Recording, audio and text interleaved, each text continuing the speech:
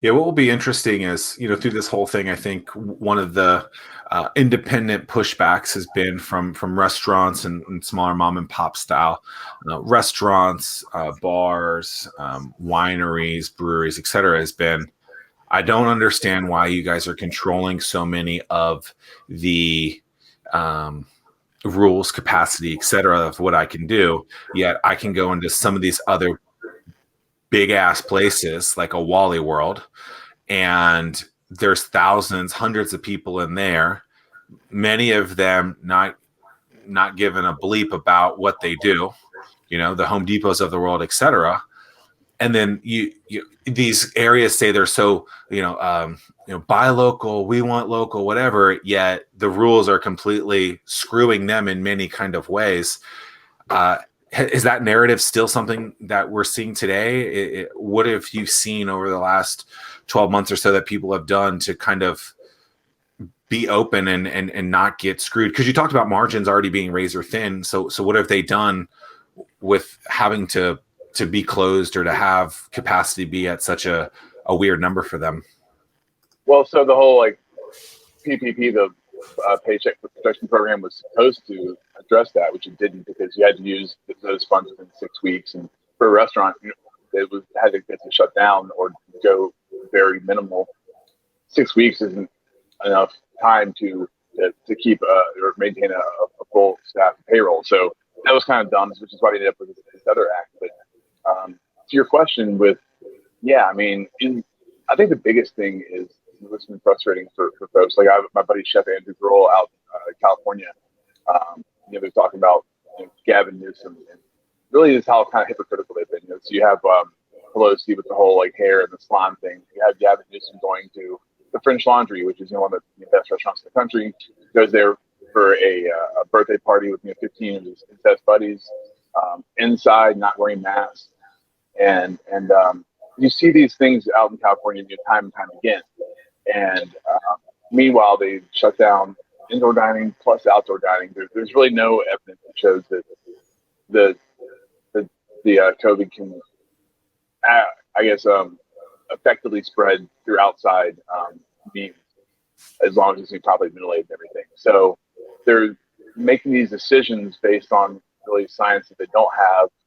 That, like you said, these are the people that have their livelihood on the line, and they're not getting the answers, and they're seeing the hypocritical behavior of the people that are putting this stuff in place. So it's just been really frustrating for a lot of people.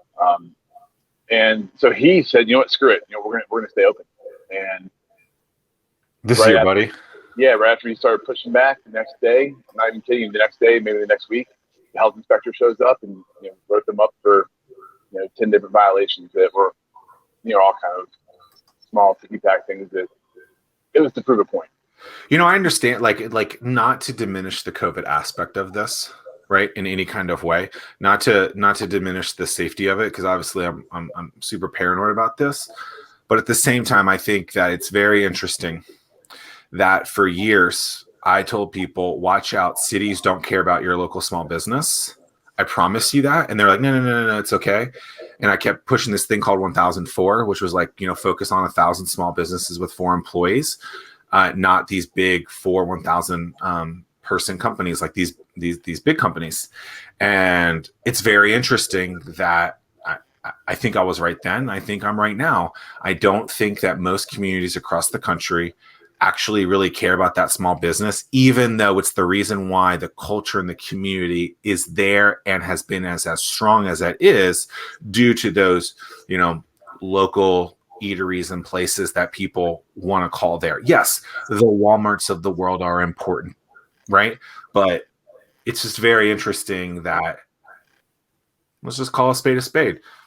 Cities don't care about your local business because they don't have the cumulative dollars in the same way that they want. Right. And people don't like to hear that because they're like, oh, we do support whatever. But it's like, no, the proof is in the pudding. Then you should have kept these places open and let the people have dictated. If I can go to Walmart, I should be able to go to, Three-Way Cafe.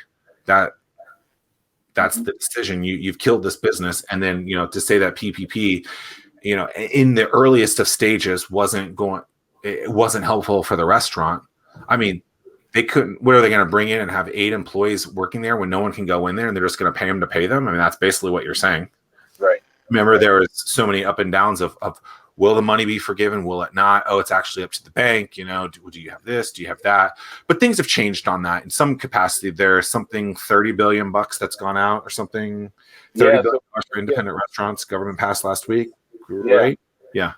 So a small chunk of that's going to go just to smaller, less grossing cafes, diners, things like that are below $500,000 in annual revenue. But the rest is going to go towards independent restaurant groups. So anything less than 20 units.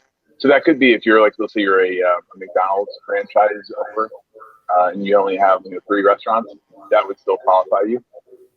Which I think is a good thing because those guys are putting on the line just like anyone else's different restaurant is, even though they do have some the back support. But so when you break it down, we've lost about 15 to 20% of the restaurants from last year through like maybe probably halfway this year, which will leave around maybe 600,000 or so restaurants in total to split money, which if everyone were to apply for it would be around $40,000.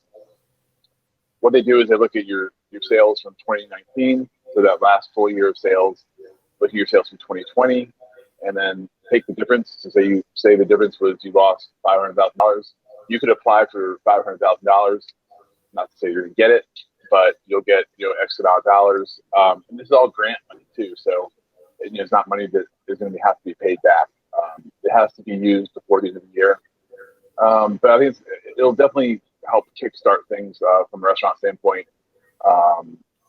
Should be a really good thing. And they're also going to the first 21 days, they are going to prioritize women-owned businesses and then also businesses that are minority-owned or I think from financially challenging areas. So, if we have people listening that fall into those 2 categories, it's a great opportunity to kind of get on the front end of this. I've been directly involved within our entrepreneurial community for years.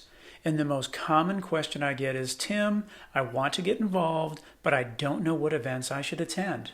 Well, StartWheel eliminates that pain point because we consolidate all the events you should attend into a single calendar. Now you'll be in the know and see where to spend your time. Gone is the need to search multiple websites and calendars. Just head to startwheel.org and see for yourself. That's startwheel.org.